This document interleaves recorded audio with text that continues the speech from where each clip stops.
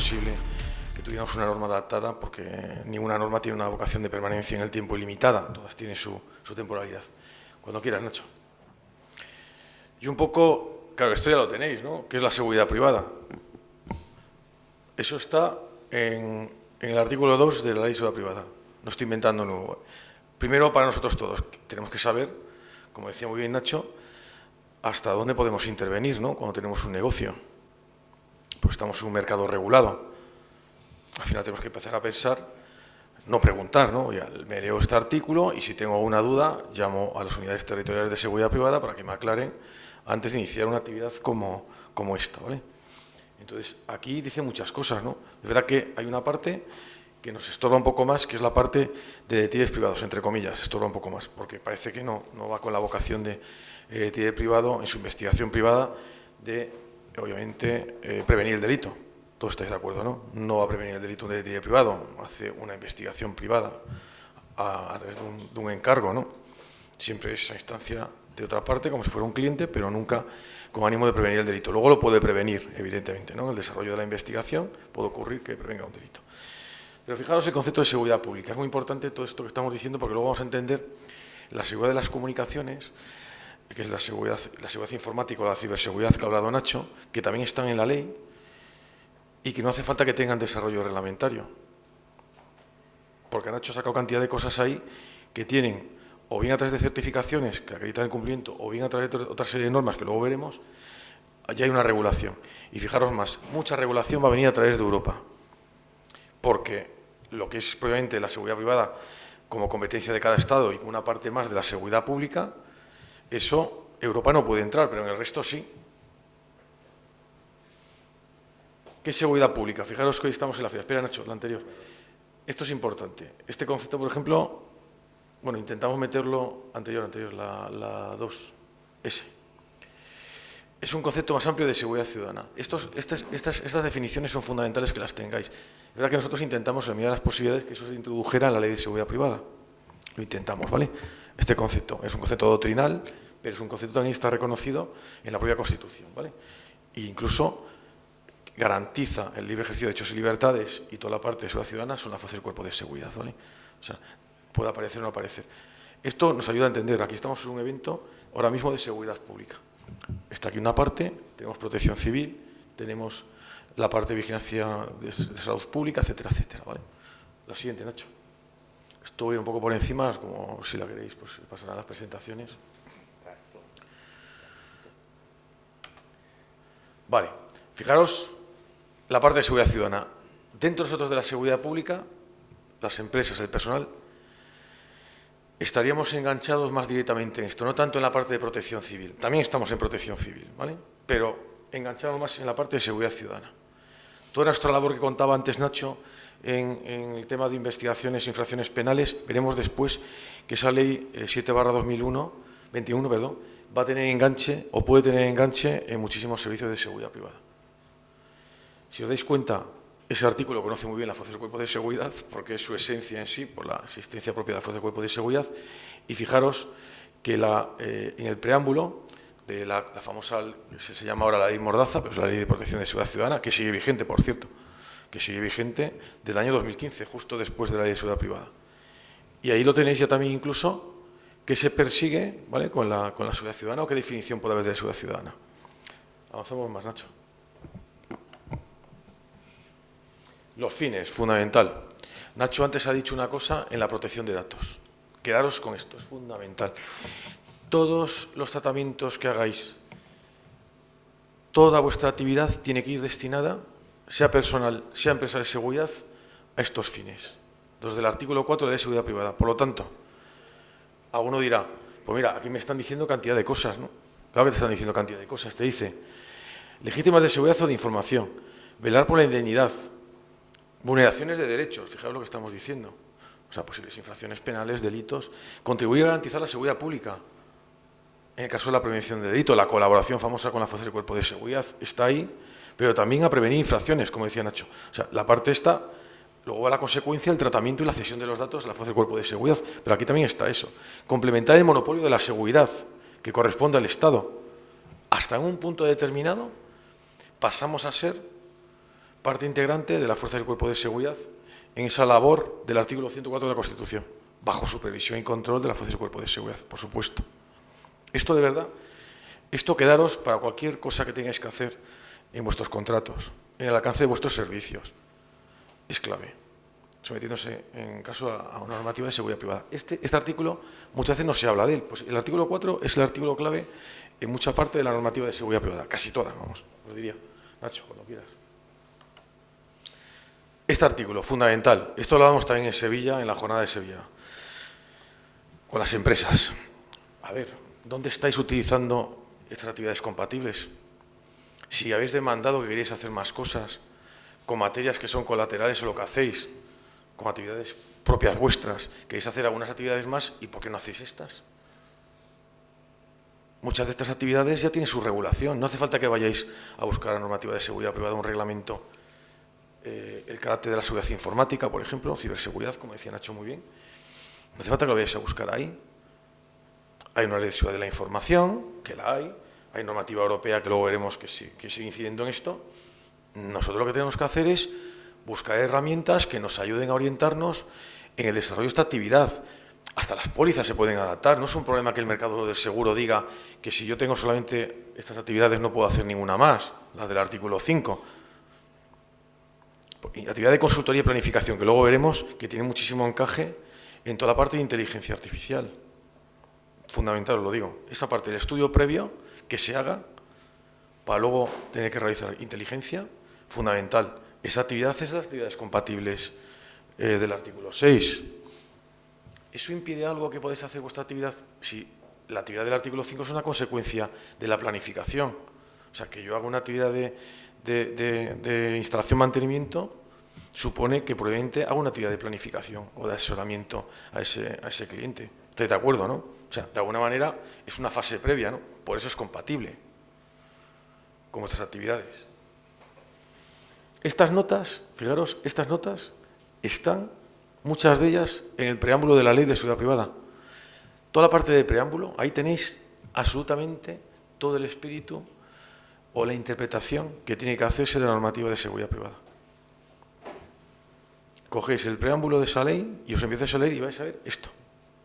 Con lo cual os ayuda, en muchísimos casos, qué es lo que tenéis que hacer cuando queréis hacer esa actividad compatible para establecer los límites hasta dónde podéis llegar.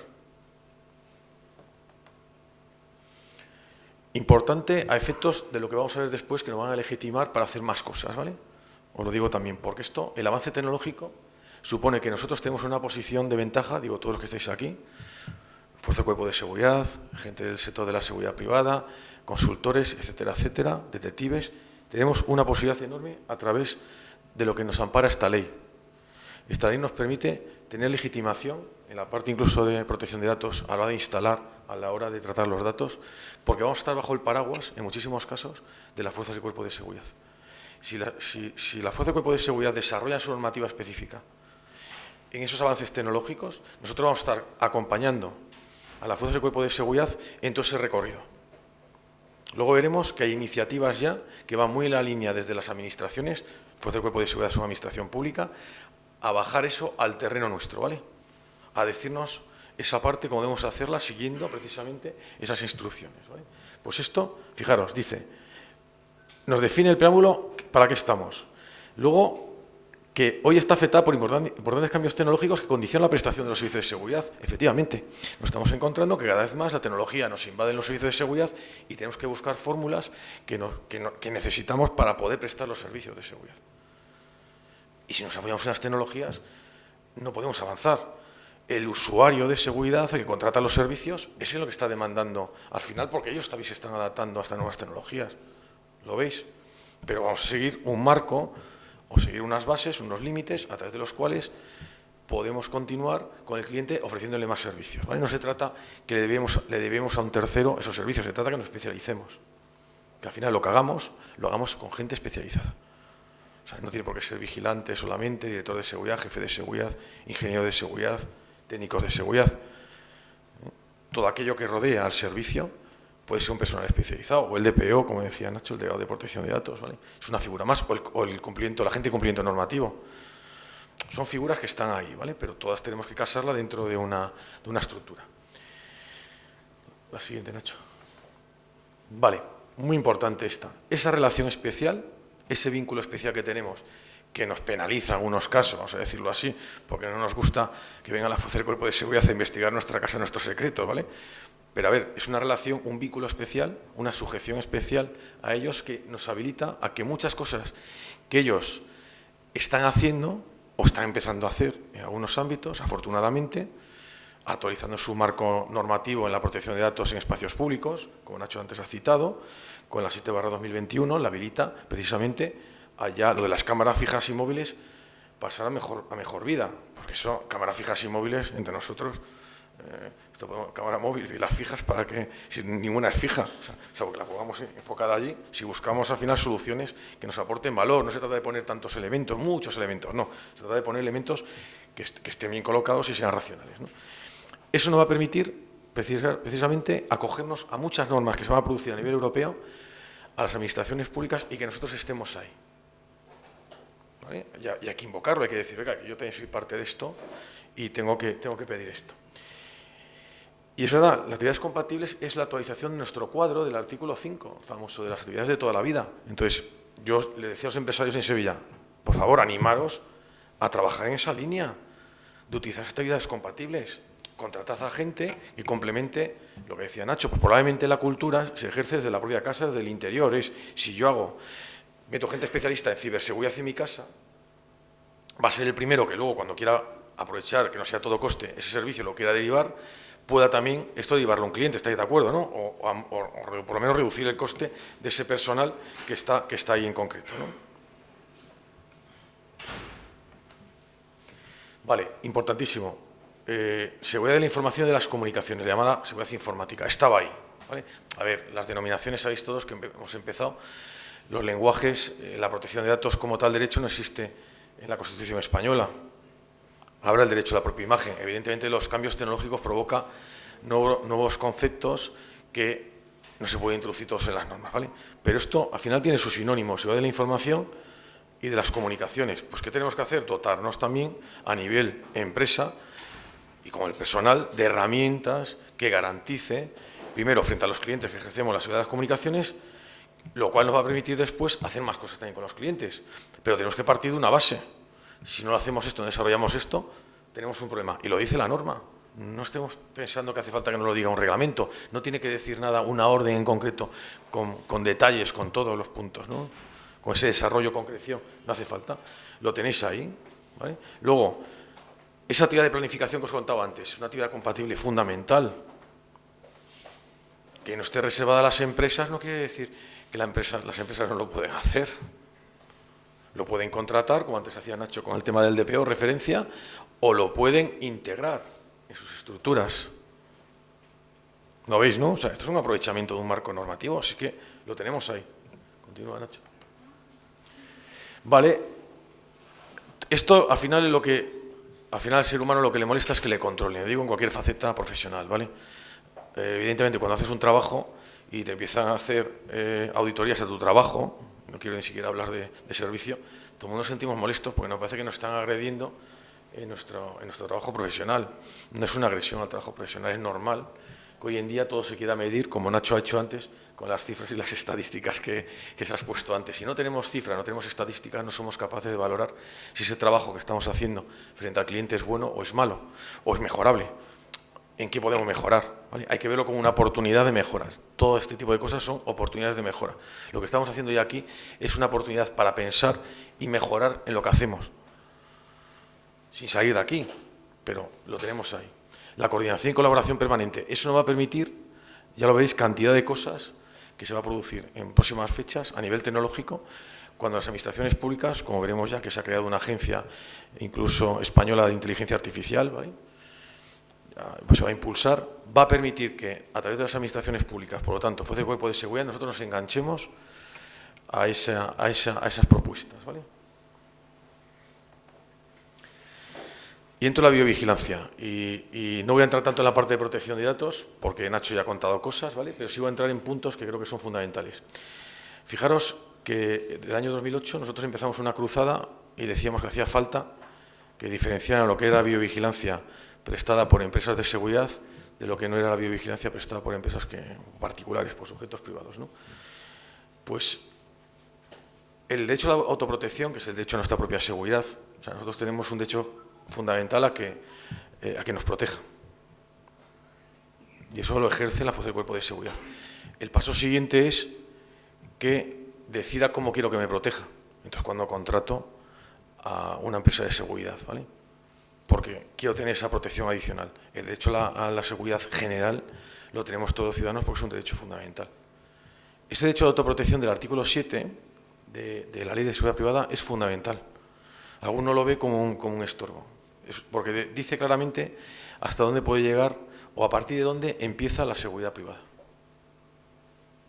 Que eso, poquísimas legislaciones lo dicen. Y eso es fundamental para un sector, saber que a partir de aquí me tienes que contratar. Si tú al final pretendes que se haga una vigilancia tuya privada, eso no lo va a hacer en ningún caso la Fuerza del Cuerpo de Seguridad. Ante una llamada de auxilio, por supuesto, igual que llamas a un 112 por una llamada sanitaria. Pero evidentemente, si tú quieres una protección particular, requieres contratar un servicio de seguridad privada, que puede ser una actividad compatible primero y luego un servicio de seguridad privada con posterioridad. ¿Vale? O sea, eso lo tenéis ahí. El artículo 22 de la Ley Orgánica de Protección de Datos y Garantía de Derechos Digitales. A ver, el reglamento europeo, que Nacho ha contado, parecía que iba a traer orden y iba a dar todas las soluciones a la protección de datos. Pues resulta que cada país tiene su legislación. O sea, aunque Europa pretenda tener la legislación para todos los ciudadanos de la Unión Europea la misma, no es el caso. Todos sabéis que el famoso supuesto de la euroorden, y pongo el ejemplo este de los políticos facinerosos que se levantaron en armas en Cataluña, porque si no se levantaron con armas ya nos entendéis, no son con armas físicas, se levantaron en la calle. Esos señores, los juzgados españoles, pidieron simplemente que una persona que está fuera del espacio español, dentro del espacio de la Unión Europea, pudiera retornar a su país de origen. Y eso debía ser automático, pues fijaros que muchas normas que se hacen, luego el efecto práctico no es ese. Pues probablemente el Reglamento General de Protección de Datos le pasa lo mismo. Las intenciones son buenas, pero se queda en eso, en intenciones. Y luego entra cada Estado a hacer sus matices a las normas. Y fijaros que ese artículo 22 empieza a separar claramente lo que es autoprotección, si lo leéis, que es la Ley Orgánica de Protección de Datos, de lo que pueden ser servicios de seguridad privada. No habla de los servicios de seguridad privada. Cogéis el artículo 22 de esa Ley de Protección de Datos y no vais a ver, o sea, una referencia que dice que se someterá a lo dispuesto, obviamente, las empresas de seguridad a su normativa específica de seguridad privada, el resto no lo dice. Porque entiende que tiene que tener un tratamiento especial, que está vinculado también a un tratamiento especial que hacen las fuerzas del cuerpo de seguridad y una cesión de información en determinados casos, como decía Nacho, que es cuando se presta un servicio de seguridad. Si yo no presto un servicio de seguridad y me protejo a mí mismo, como empresa también, ahí en ese caso estaría haciendo autoprotección. ¿Estáis de acuerdo, no? Estaría en esa parte, el artículo 22. Vale, y fijaros ahí que os dicen eso porque la agencia confía más en nosotros. Fijaros, estoy haciendo una presunción, ¿vale? Vamos a presumir que somos todos, los de la seguridad privada, como decía Nacho antes, somos todos inocentes y todos cualificados, ¿vale? Somos gentes mayores de edad, vamos a presumir. Porque se lo dice, esto realmente, este apartado segundo del artículo 22 se lo dice a aquellos que no quieren seguridad privada, que quieren protegerse a sí mismo y empiezan a colocar de manera masiva cámaras. Cualquier ciudadano que estamos aquí, ¿no? Podemos poner nuestras propias cámaras. Oiga, pues respete usted estas normas porque yo en principio, si usted es el que va a gestionar su propia seguridad con cámaras, yo confío menos, ¿vale? Le voy a dar una serie de reglas para que usted las respete y en base a esas reglas usted proceda y cumpla lo que tiene que cumplir.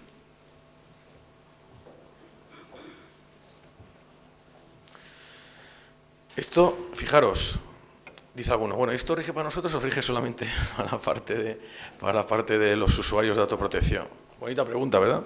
Porque no la aclara.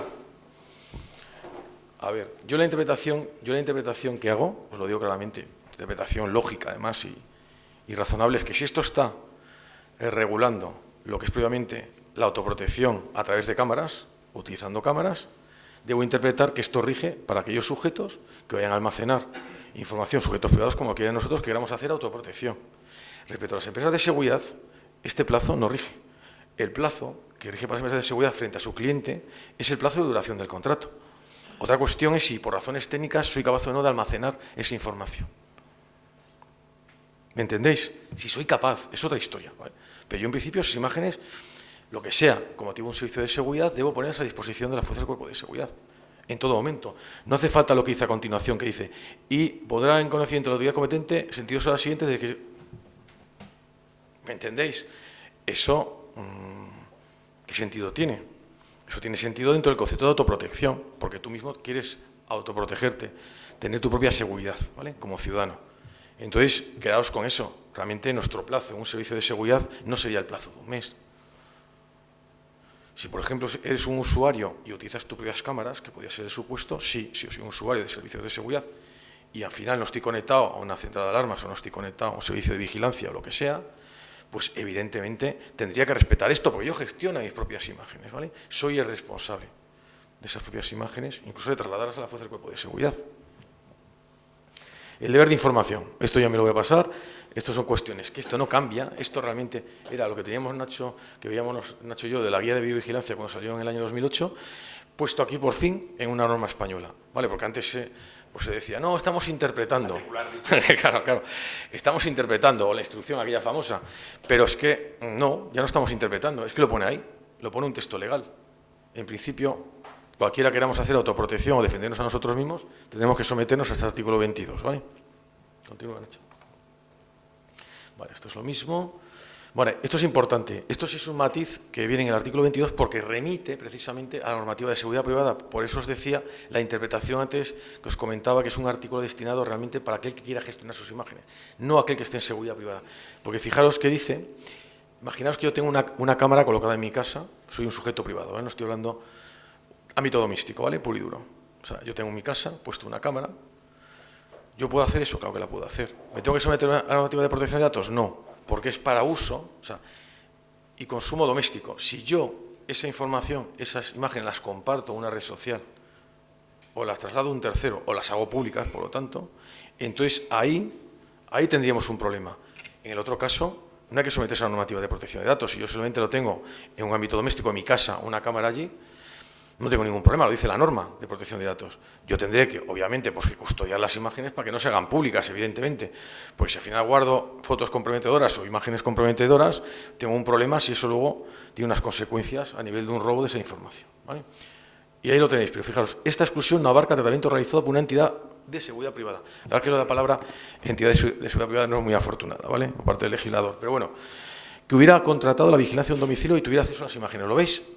Esta parte es la que estoy hablando antes, que legitima lo que os comentaba antes, que nuestro tratamiento va por otro lado, no va por el artículo 22, en los servicios de seguridad, ¿vale? Vale, esto, importante, el artículo 42 que hacía Nacho, nos empieza a decir cómo tenemos que empezar a regular cuando nosotros intervenimos en un servicio, a partir de dónde intervenimos, aquí, en el 42, relacionado con la vigilancia y protección de personas y bienes, que es el artículo 41 de la ley, y con el artículo 47, que sería la gestión de las alarmas a través de una CRA, ¿vale? Ahí ya ese tratamiento que hagamos nosotros, vamos a decir, si nos lo pide o hay una inspección, diremos que tenemos especial legitimación porque tenemos un contrato firmado con ese cliente y que esa información la hacemos a la fuerza del cuerpo de seguridad porque entre los fines que os he dicho del artículo 4 se halla precisamente colaborar con la seguridad pública en ese mantenimiento, ¿vale? Y es lo que hay que alegar frente a la agencia, no hay que alegar nada más. El problema será si tú cedes información que no tiene relación directa, como decía Nacho, con el servicio de seguridad privada. No entra en vigor el artículo 42 en relación con los servicios. Si los separas, hombre, si los separas, claro, si los separas del servicio, ¿vale? Pero si están en servicio, se rige por la normativa de seguridad privada. No va a invocar nada a la agencia nuevo, hombre, tendrás que cumplir, si es depositario de una información, una serie de medidas mínimas como cualquier sujeto que tiene una responsabilidad. Continuamos, Nacho. Vale, esto es importante. Esto lo traigo a colación porque esto sí es, cuando surgió esta ley, la 7/2021 de infracción de... Bueno, que es una ley que hace una transposición de una directiva comunitaria, ¿vale? Esto realmente no viene directamente que es que España haya legislado en esta materia porque se le haya ocurrido, ¿vale?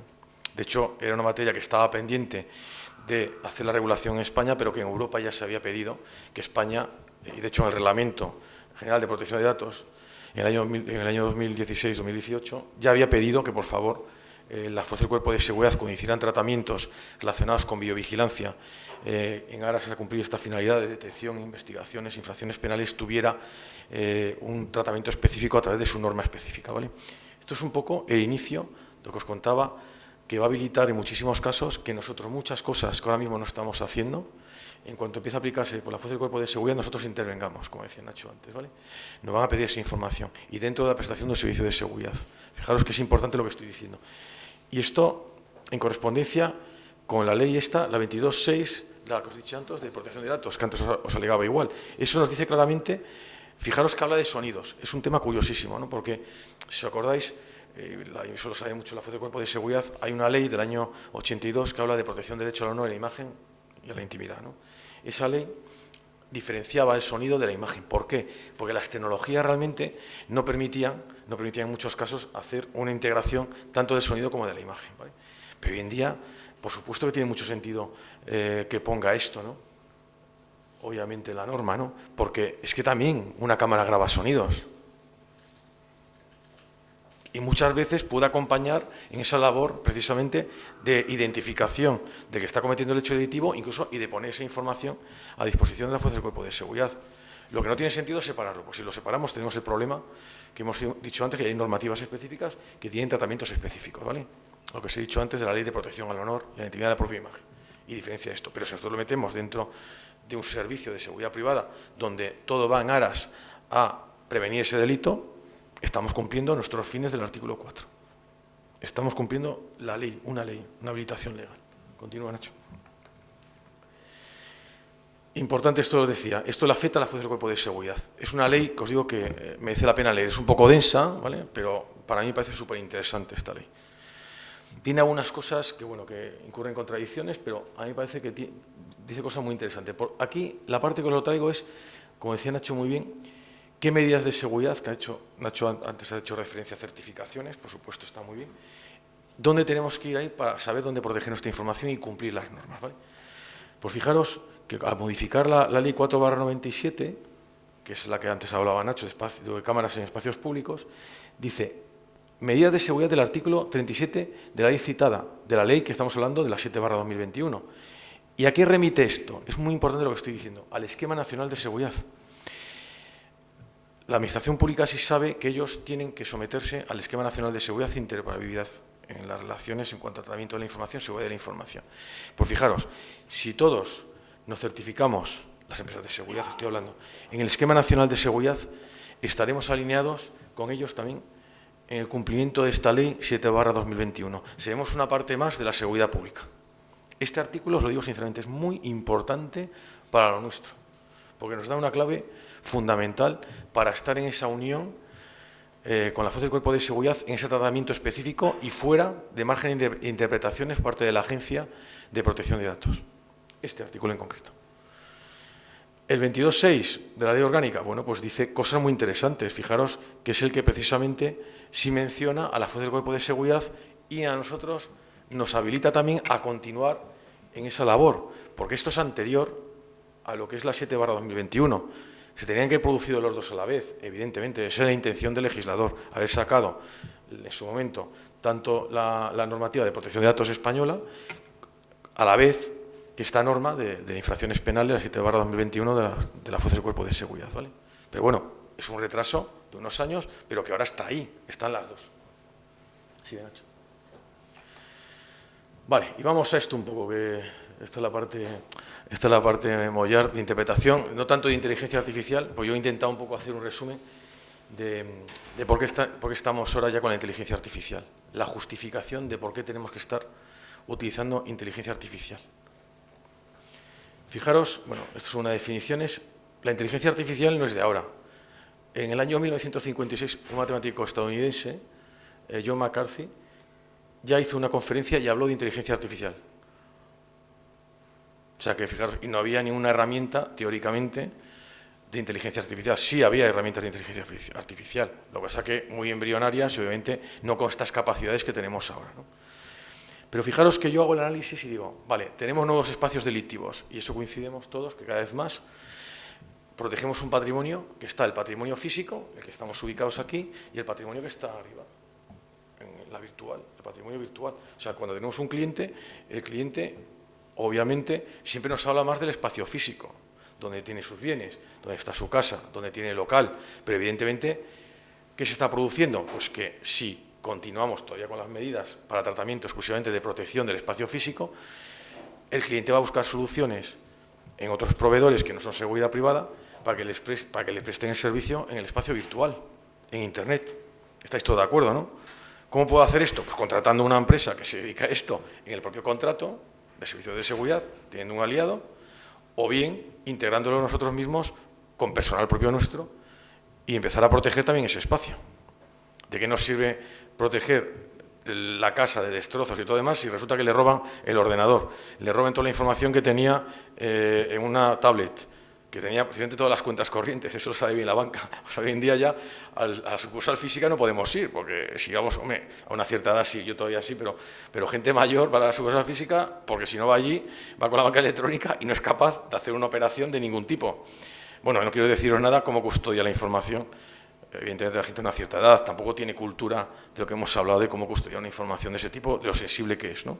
Todos estáis de acuerdo que hablamos de otro espacio y cada vez más empieza a haber ya cada vez mayores investigaciones policiales en todos los ámbitos que son redes sociales, Internet, el phishing famoso que hablaba Nacho de los correos electrónicos.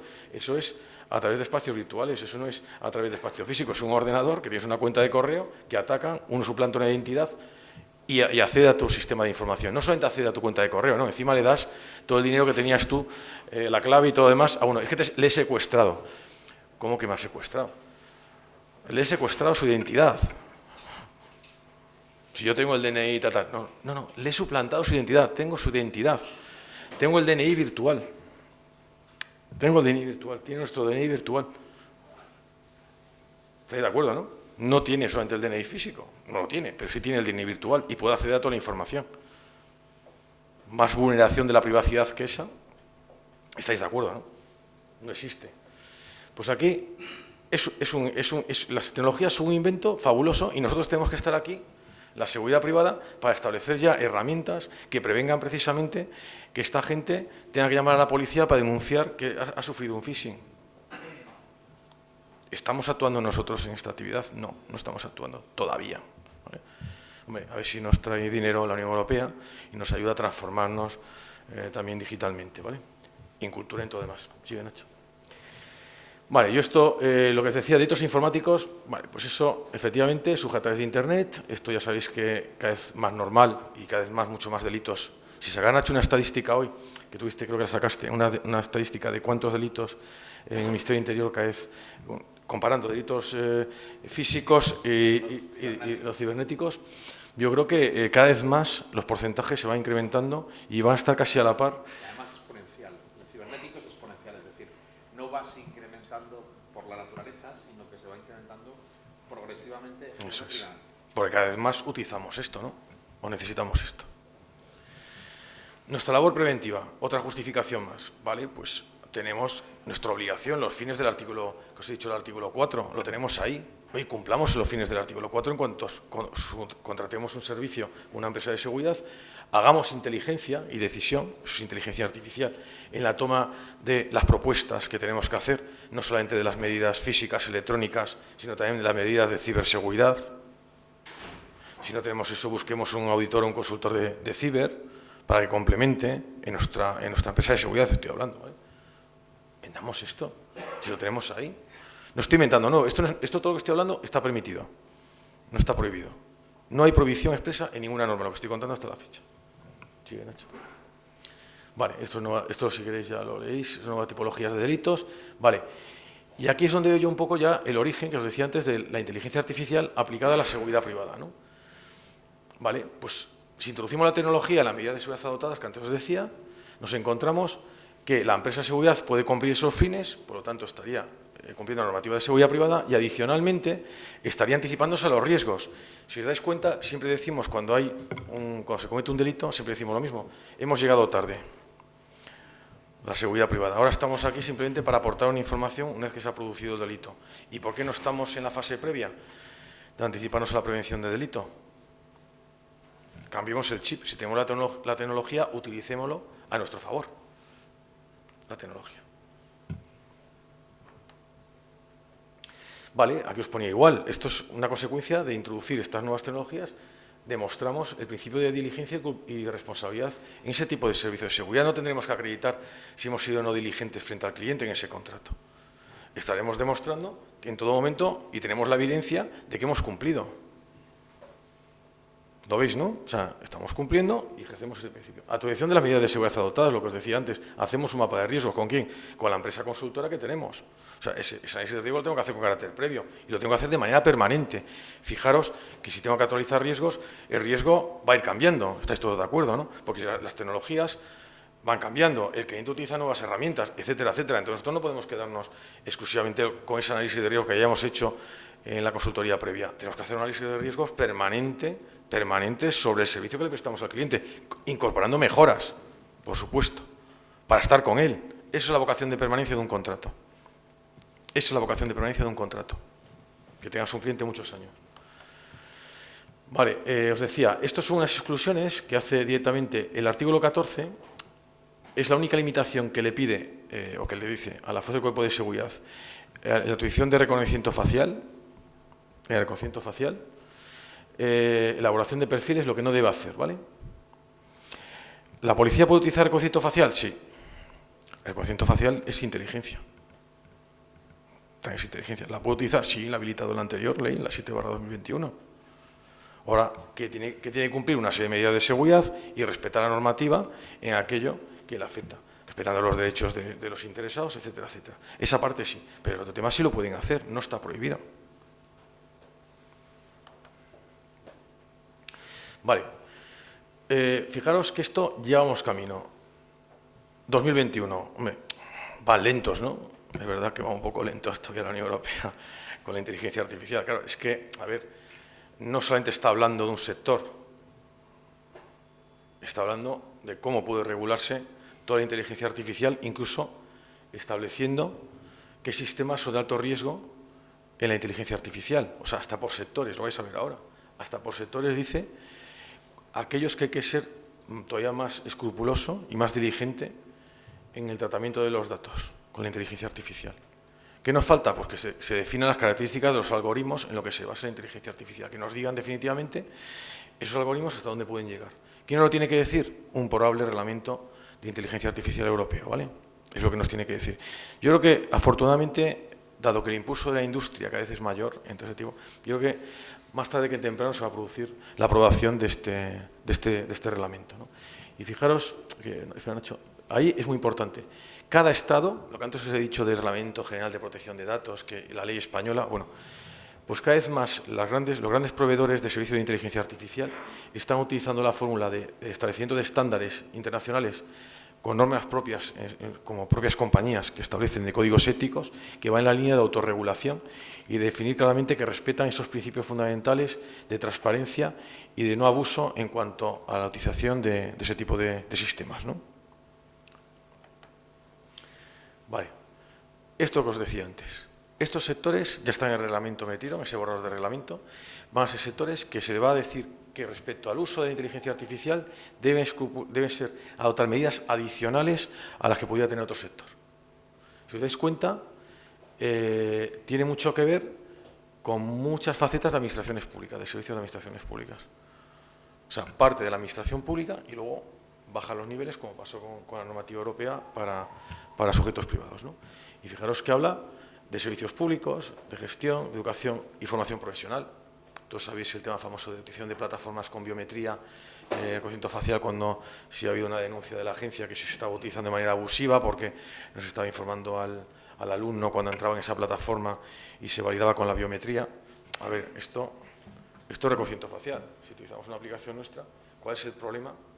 Lo digo a nivel cultura, para que si yo tengo que hacer un examen, que es una cuestión así, igual que doy mi cara en un teléfono móvil y aquí están todos los datos biométricos míos, ¿qué problema tengo si me tengo que someter en una disciplina, en un estudio, en una materia, en concreto de formación, a dar mi consentimiento para que se me grabe esos algoritmos?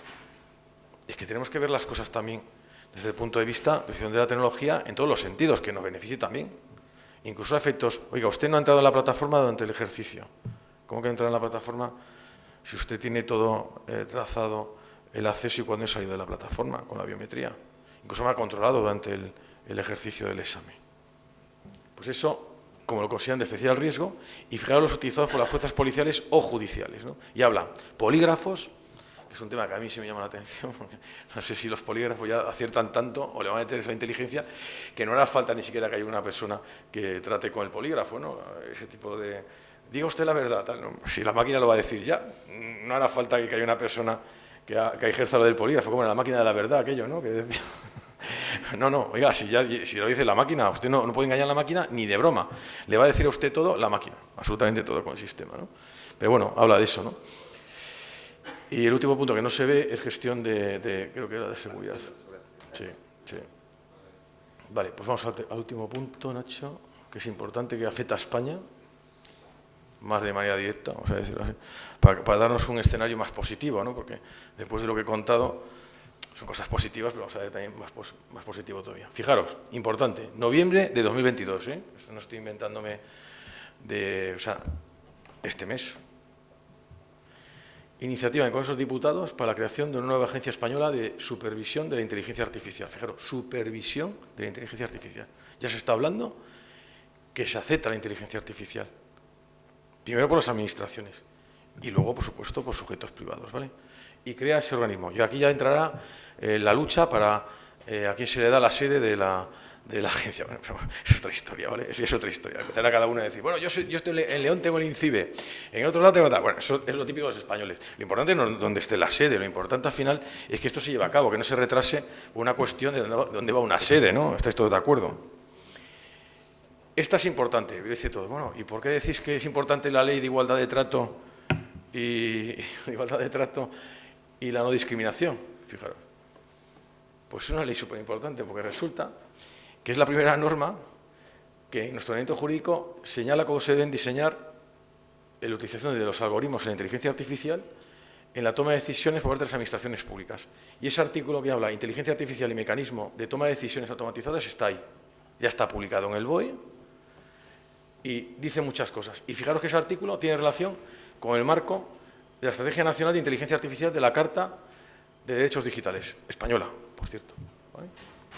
O sea que, ojo, ya se está construyendo el entramado necesario a nivel normativo para que todo esto que estamos hablando tengamos ya pautas y no hace falta que nos la saquen de otra norma, ¿vale? Ya estamos teniendo, porque la Administración lo va a extender después al sujeto privado.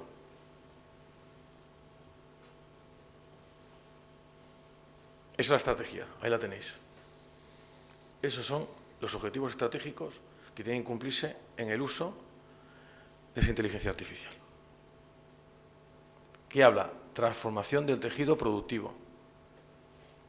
Que estamos viendo aquí en la feria, cada vez más herramientas para cambiar el tejido productivo, para cambiar nuestra industria, para adaptarnos a otro mundo virtual, que es Internet, para adaptar la gestión de todo y racionalizar los recursos, para ser mucho más efectivo y eficaz en nuestro trabajo, ¿vale?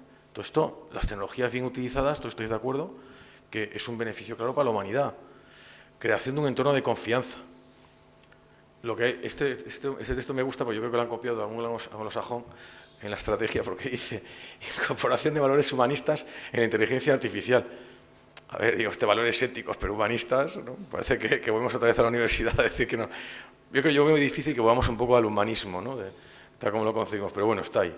Y luego fijaros que habla, también otro tema muy bonito que dice, inteligencia artificial inclusiva y sostenible. Eso habla mucho, todos sabéis, de la responsabilidad medioambiental famosa y cómo fabricamos esos componentes, con qué materiales, si afecta o no eso al medio ambiente, etcétera, etcétera.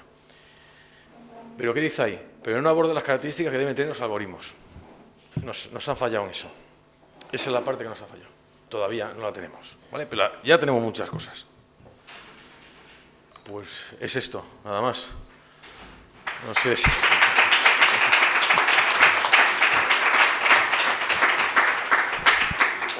¿Tenéis alguna pregunta? Si hay alguna pregunta... Ahí está, Ricardo. Yo quería que... Ya lo sé. No, por favor.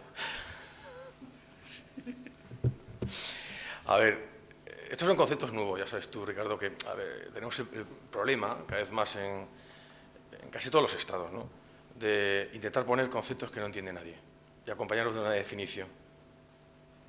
¿Vale? Y si acompañamos de un adjetivo, todavía peor. ¿Vale? Todavía peor.